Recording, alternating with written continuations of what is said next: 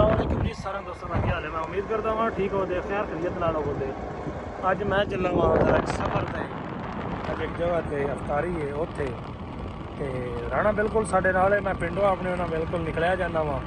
इस टाइम मैं पहुँच गया वहाँ अज ते बड़ा बेरियल चर्चजादे तो निकलने सार लगा है डेरा मुगल शाह के सामने तो उत्थे मैं पहुँच गया वहाँ। रहना बिल्कुल मेरे नाल है। अगर मेरी वीडियो अच्छी लगे तो ज़रूर लाइक शेयर और फॉलो कर देना मेहरबानी। तो रहना बिल्कुल साढ़े नाल है। अज इस पास माशाल्लाह बड़े सोहने फार्म ने मच्छियां भी टपदियां पईयां ने। इस पास जी नार है जी हैड कादराबाद तो निकलती पई है और सुइयां वाली साइड में जाती पई है। तो फार्म भी यार उन्हें रीझ दे बनाए न साफ सुथरा माहौल बहुत ही प्यारे। पता नहीं इन्होंने गरीबों ने भी कोई मरियम नवाज छड्या है कि कोई नहीं छड्या।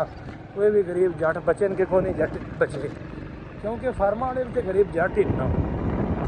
खर्चा तो बड़ा किया कोई अल्लाह बेहतर जानता की बनया ना की नहीं बनया। भाई बेचारा मशीन बनना फिरदा है माशाल्लाह जी माशाल्लाह। एक छोटा सारा बिजनेस है माशाल्लाह बहुत ही अच्छा। देखो जी नार किवें पानी थले पे कढ़दी है छल पै पाउंदे ने। हकीकत गल है वेंदे पे हो जी हैड कादराबाद है। जेड़े जेड़े बंदे थले दे ने जिन्ना जिन्ना को सलाह अपड़िया है ये वो हैड कादराबाद जे जितों तुहाडे कोल पानी अपड़िया है इस हैड तो लग के सारा गया जे वेंदे पे हो। देखो आ जामिया मस्जिद माशाल्लाह